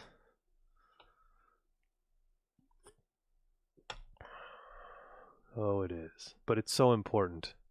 Yeah. Players will always do things you won't anticipate. Either that or they'll just simply try to break your game and will. Didn't you say you gave a copy of this to Dave Gilbert and he broke something within 20 minutes? Was it Dave or was it Francisco? I think it was Dave. I think Dave. He broke it quick. Did Dave break it? I think he might have. Yeah. Well, he made some suggestion that I had to overhaul everything because I had originally developed the game in 8-bit mode in AGS because I think that's an option, and he said, "Oh no, don't do that." So I had to do a bit of an overhaul, which means I had to just save some sprites again in a different 16 bits per channel versus 8 bits or whatever. It wasn't a huge deal, but it took a little bit of work. Interesting. Yeah. Well, he's kind of one of the AGA. If him and Francisco aren't the AGS masters, I'm not sure who is. Oh yeah, I mean, because they've done many games. The other day, and Francisco happened to be in chat when I was streaming some Adventure Game Studio, and he was like, "Oh yeah, you can do this, and it'd be really helpful." And I'm like, "Oh, I had even no idea how you could do that even." So he suggested something. That's awesome. Yeah, it was awesome. What Jim was asking, what the problem with 8-bit mode is? I think some kind of compatibility issues with newer computers or something potentially. I don't know. Interesting. Or display issues, compatibility, something to do with that. Well, because they started AGS for like Windows 95 or before that, Windows 3.1. Maybe Windows 95, 98. I would get. I'm just guessing though. I felt like there was a version that ran in DOS. I almost feel like you're right, but I'm not sure about that. So anyway, it's old software that has, yes, it's been updated, but it still has some of those quirky things that if you want to do authentic things and make them really old, you can. You can put legit MIDI music in here. You can put legit MT32 music in here. The thing is, the players would need to have MT32s to do that. And I would have to have even a lot more time that I already don't have. And Julie would have to have more time to try to implement that stuff. It would not be fun. It would not be fun. It would just add dev time for limited to no return for the player and for us. So I think just experiencing the music this way with the synthesizer being used will give you the same experience. You know, if you really want to plug it into your computer, then you'll have to come up with a large investment in the Crimson Diamond in order to make that happen. Yeah, I mean, I think overall in every aspect of the game, it's the modern conveniences that we're taking advantage of. So yeah, we're gonna make it totally in every aspect of game design, music, art, everything. And Jim Plays Games says AGS was originally released in 1997 as an MS-DOS program entitled Adventure Creator. Yeah. So you're well, and for those historians like myself, you're well into the Windows era by 1997. Mhm. In fact, you're almost at the release of Windows 98. However, they were all still DOS-based Windows programs Mhm. until you hit, I think Windows XP was the first one that first ditched DOS completely and swapped it out for command prompt. But I could be wrong on that. Maybe it was Vista that did that, but I'm pretty sure. No, Vista was post XP, not Vista. Windows 2K. I don't think Win 2K did that. I think it was XP that was the first one that really ditched that, and caused all sorts of problems with games that you had that were older. Like I had Space Quest Collection, and once I got XP, I remember upgrading when I was at Stony Brook University. I was a student there. And I upgraded and I said, dude, it won't run, to my roommate, who was thankfully a computer science major. And he said, oh, you need this program to get the sound working. And it was this software called VDM Sound, which was like a freeware thing. And it did actually work on some things, but that was when we started running into all these crazy other problems due to the speed of the CPUs that we were using at the time. So I ended up playing Unreal Tournament with him instead. And XCOM. Thankfully, XCOM still ran. A virtual DOS machine. Yeah, this was really before. I mean, it wasn't before DOSBox, but actually, it might have been. If DOSBox was around, it was not certainly widely adopted. I remember using DOSBox when it was only like command line interface and not having all these other like slick front ends and stuff like that, which came later. Oh, it does? Because my current DOS box that I have is command line interface. Well, I think the actual software is, but there's stuff that comes with it now to make it a lot easier, and you can save your configurations, and Cool. I could be wrong about that. Unreal Tournament runs on modern Windows with no modifications. There you go. That's excellent stuff. Yeah, Defend. All UIs are add-ons. Okay, so I recommend Defend. Yeah. I would actually recommend a Mister if you really want to do emulation of DOS, because that'll get you really close to the real thing. I would say DOS, the late DOS stuff, is probably my favorite era of gaming. So it is FPGA, but it's still technically emulation, right? It is, but it isn't. I don't know. Scum VM, yep. Yeah, adventure games. Thankfully, adventure games are usually the least problematic to get running, thanks to stuff like Scum VM and DOSBox and other things.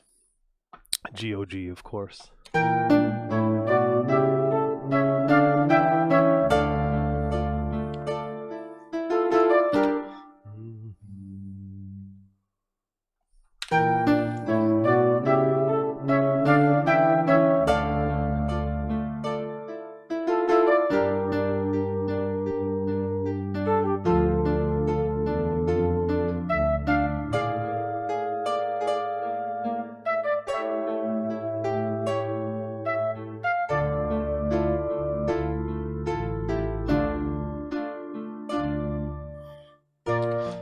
Okay, I played one serious clam there. B flat.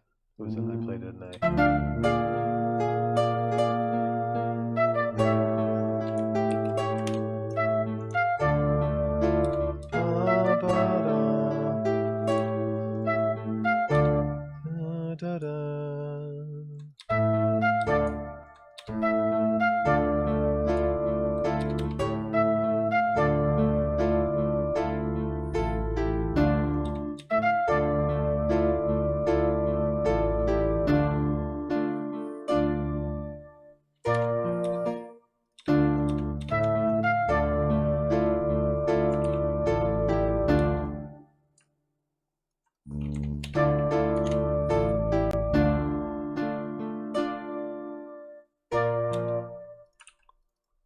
Kind of want to put that rest in there now. Let's see what it sounds like.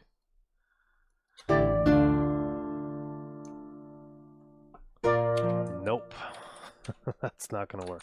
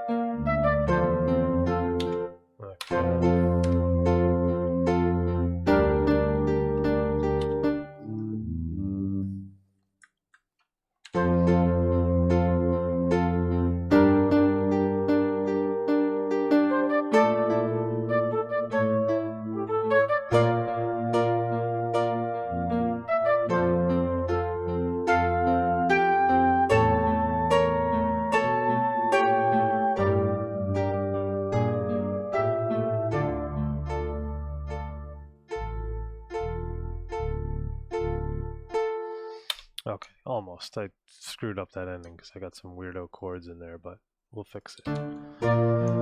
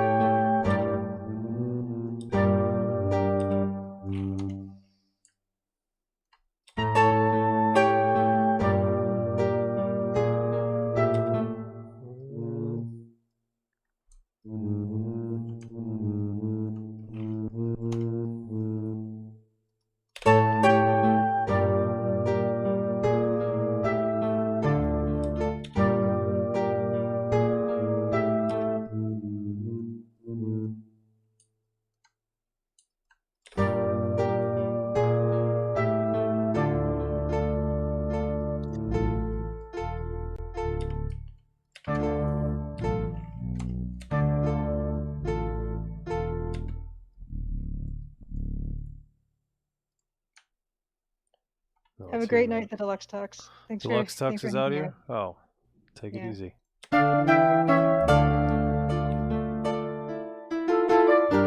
Did I tell you, Dan, the scene that I'm Say what?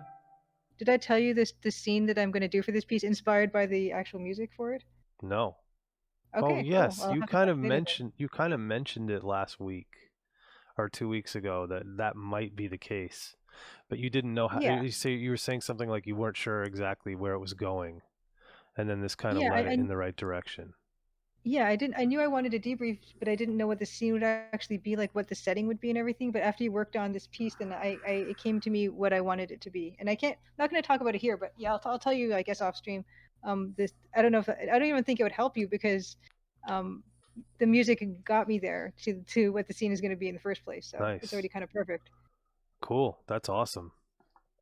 And if you think about it, that's like a tough way to work, but if it works, it's really cool. Because you say, Hmm. "Oh yeah, by the way, I don't really have anything. I expect you to make the music, and then I'll figure the game out." Like that's a whole lot of responsibility. But if it just already did that naturally, great. There we are. Yes.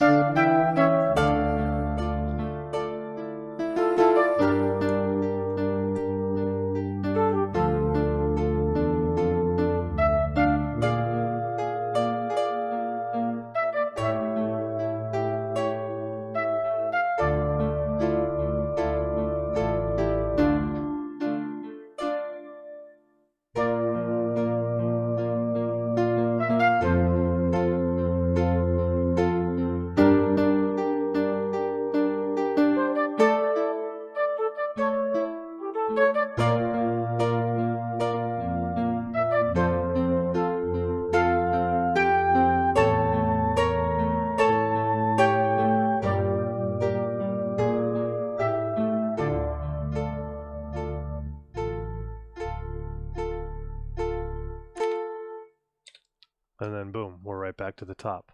Sweet. I like it. There's still some little changes here and there that I would make in the melody, but I didn't hear them before because they were improvised. And this is 2 minutes 20-ish seconds. Let me see what the exact time is. 2:24. Hmm. Is that too long? Too short? About right. No, I think that's great. I think it's a great length. And it can loop. So Yeah. if you're a slow reader and it's 10 minutes, you'll hear the thing 4 times. Yeah, or if you're, asking if you're streaming it and you're asking people, what do you think? Um, was Ziggy killed by, I don't know, Marley, Yvette Yvette. with the billiard ball in the Oh dining my room or something, God, Ziggy. How could they do that? I'm Yeah. already upset. I was attached The, to Ziggy. yeah, the motive was revenge, that type of thing. Has to be revenge. Killed the billiard ball. Damn, that's brutal, right? Mm-hmm. What movie? That reminds me of a couple of movies. Does Was it Born Identity that something like that happened? One of those. Hmm. Or Jackie Chan movie maybe. It was Kimmy with Kimmy the with the almonds. almonds. No, it was the almonds. At the end of this game, the almonds have killed everybody. There's nobody left. That's what happens. Or either that or it left them all toothless, one or the other. You know. Pretty They dark. made 4, so probably. Yeah, so but now that I have this separated out, I can do more things with it, and I can change up more pieces, because remember, this was just an improvised piano style piece Mm-hmm. that we've now orchestrated into flute, bass, and harp guitar kind of thing. And what I would do further still is I would add some more pieces to it. And this is kind of the polish that we don't really get to put on a lot of these pieces during the streams, because we're trying to come up with the idea quickly on the fly. But I like doing this polish stuff, and this is going to be really cool, because eventually all this has to get done and into the game polished, not, kind of half thrown in there or whatever. So yeah, evil diamonds, evil almonds from outer space. I don't know about evil diamonds. The Crimson Almond is the sequel. Yes. Oh my goodness. Because it's covered in blood. It's a futuristic organ trading simulator, if you will. Oh no, that's a different game. Sorry. Is there a release date for that, by the way? No, not yet. Not yet. Okay. Does he have is he saying a quarter? He's saying this year though, right? This year, I think. Yeah. I'm 2021. thinking that. Okay. Yeah. Cool. And I told you it has Kinect support, right? Yes, you said it's like the last game with Kinect support. It seems like it, yeah. Is that only a 360 thing? I think so. I have no idea. Or is it an Xbox One thing? No idea. I don't know anything about Xboxes or Kinect or anything like that, but Well, it is pretty cool. For one, I have been a PlayStation player for so long, from PlayStation 1. It works on the One. Okay, there you go. The one. Your team plays games. Yeah, don't give our tech guy Sam any ideas, because we'll just come up with something as a joke, and he'll say, okay, he'll come back 5 minutes later and say, oh, now it works, and he'll like show us a video of him playing on whatever it is. The U-Force. What the hell is the U-Force? I don't even know what that is. But I've been a PlayStation player for years and years and years, and I finally got an Xbox One, the Cyberpunk model, which is really nice. Even if it doesn't play Cyberpunk particularly well. But the user experience, I think I've mentioned, the user experience is far superior to the PlayStation. No way. It's far superior. It runs faster, it's cleaner, it's not as like glitchy, or it doesn't feel as glitchy to me. But what I've actually been doing now is I have to exercise every day, because it's very important to exercise anyway. But I'm on an exercise bike, and so that now is my time to play games. So I've been playing Ace Combat 7 while biking really quickly. And that's an awesome game too, by the way. How long are you on the bike? About 45 minutes. Whoa. So you get a decent gaming session, and you get a decent workout at the same time. Nice. Yeah. And I love the Ace Combat series. The PlayStation 2 games were probably the epitome of it, but this one's really good too. This is Skies Unknown. It's a flying game. It's a flying game, yeah. It's like a kind of futuristic flying game, but incorporates real airplanes, like, real-ish. It's very arcadey, compared to like a flight simulator. Compared to what Slayer T is doing, it's nothing like that. But it's really cool. There's kind of like, in a way, there's kind of like a story, like an anime style story that goes along with the games, and there always has been, and that's been really cool. It's kind of, did you ever play Valkyria Chronicles? No. Okay. That's a weird and I've never thought about it, but that's a weird combination of game styles. It's mostly a turn-based strategy game. That's how people would evaluate it. Like, it's not really XCOM, because it's 3D. And XCOM is kind of 3D, I guess, but it's it's 3D, but you can kind of move the camera around, which you can't really do in XCOM. You can, but it's not the same thing. And it's also kind of a visual novel in a way. Thank you, somebody. I can't really see who's following me, but thank you for the follow. I don't know what happened to my notifications on OBS, but I'll have to sort that out. But anyway, it's a really cool combination of like visual novel and turn-based strategy game. And the turn-based is interesting because if you place your character, you can also run. You can like move your character around, kind of like you were playing like a 3D action game, but you actually still take turns to shoot. So it's really cool. Valkyria Chronicles 1 was a PlayStation 3 game. The sequel, Valkyria Chronicles 2, was a PSP only game. They remade it for PS4. And then they made a new Valkyria something else. It just people didn't receive it well. I haven't actually played it. I'd like to. But those games were really, really quite interesting and good, and they had like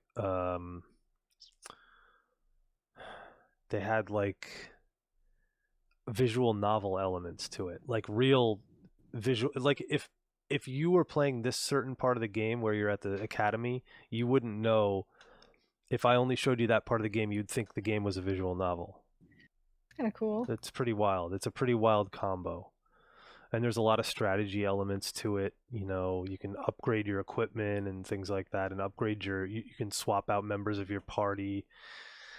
And the style is kind of anime, so it's pretty cool. So anyway, yeah, Extreme G-Force.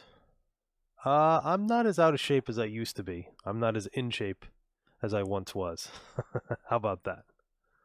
I'm in better shape than I was for sure. So yeah, anyway, that's my game time is now, yeah, and then some. I'm in round shape. Worse. Yeah, but we don't have to talk. This isn't. There's no exercise stream today. That'll be next week. Julie will have that. She'll be on the rowing machine while she's doing art stuff at the same time. You can't really do that, can you? No. Yeah. It's like you can't. Where you can put the camera? I don't know. Well, you put a GoPro on or something like that. And oh yeah, that's gonna be great. Forth. Everybody will get sick watching stream, including you. Yep. So anyway, I think we've got all the little pieces I want to add for now. I want to do a quick show and tell if Julia doesn't have any objections to that. Of course not. Okay. Cool. Let's jump to our split cam so we can see.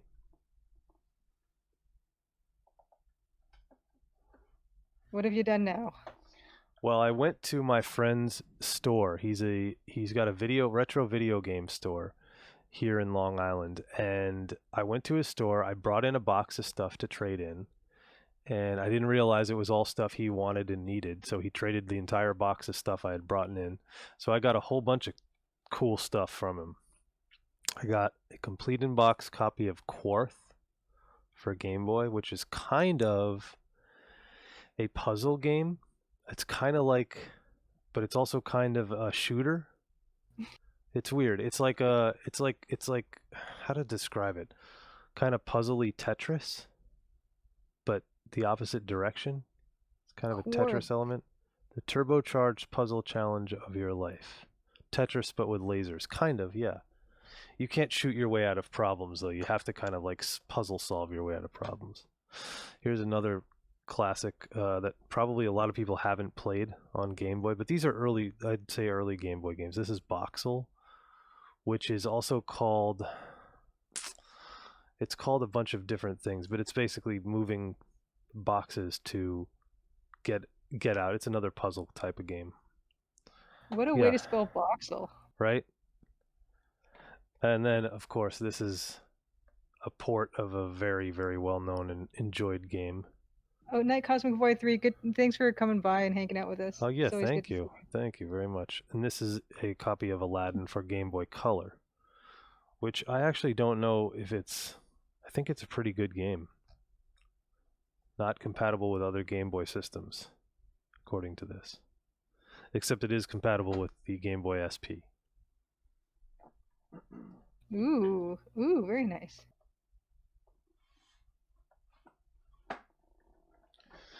Now, this is probably the crown jewel of what I got from him the other day. And unfortunately, the box top is a little bit damaged, but this is a Zelda Phantom Hourglass DS, limited edition Nintendo DS.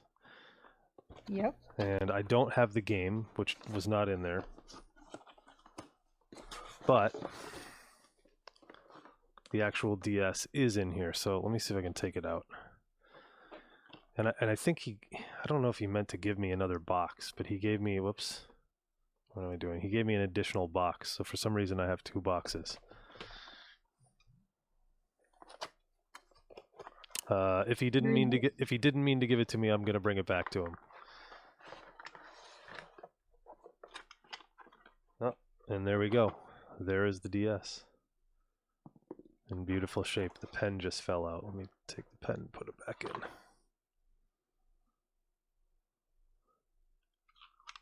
There we go.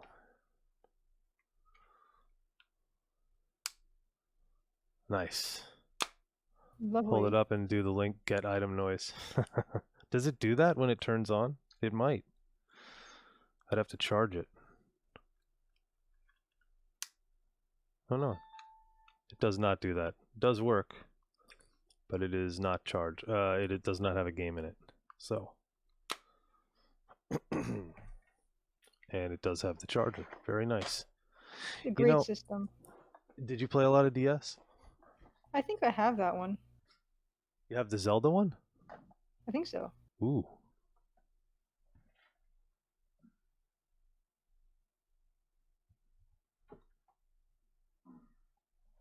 Okay, let me see if I can open this.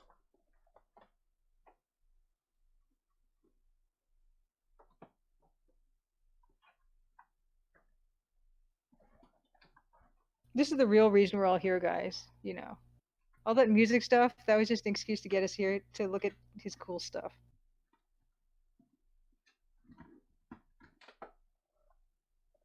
Oh, this is a good one. This is not what I meant to show off, but it's a Castlevania game for DS. But I have some cool music-related DS games.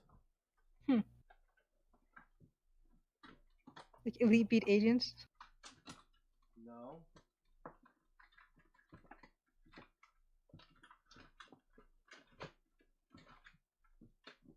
Yeah, Dan's Toy Time.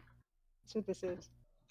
They must not be in here. They must be somewhere else. I'll have to show them off on another stream, but this is another cool one. This is Super Dodgeball Brawlers, which is probably not the most well-known DS game.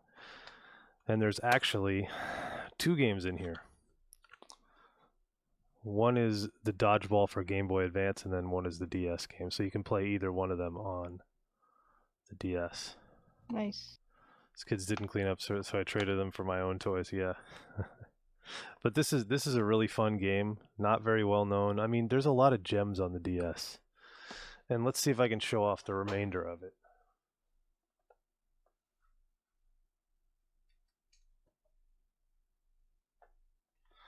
I tend to try to get games that are like out of the ordinary or weird.